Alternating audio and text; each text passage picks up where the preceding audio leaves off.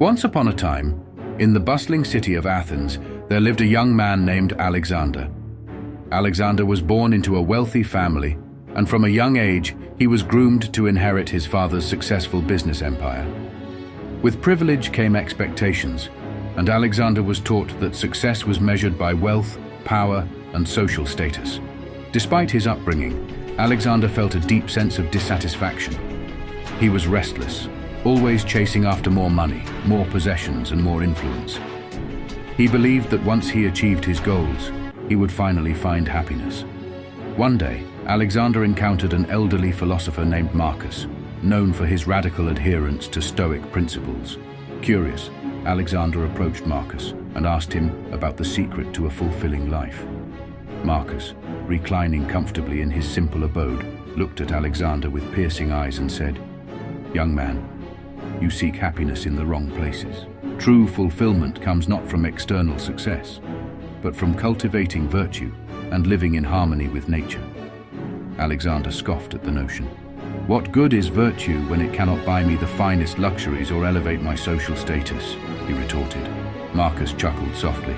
"Material possessions and social status are fleeting. They bring temporary pleasure, but true happiness lies in mastering your desires, cultivating wisdom, and living a life of purpose." Intrigued by Marcus's words, Alexander decided to spend some time with the philosopher, eager to learn more about Stoicism. Over the following weeks, he listened intently as Marcus shared stories of ancient Stoic sages who found inner peace and contentment despite facing immense challenges. As Alexander delved deeper into Stoic philosophy, he began to realize the wisdom in Marcus's teachings.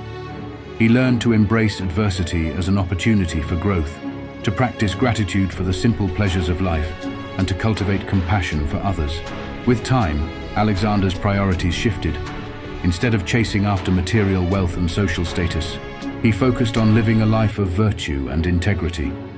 He used his resources to help those in need, supported charitable causes, and sought to make a positive impact on the world.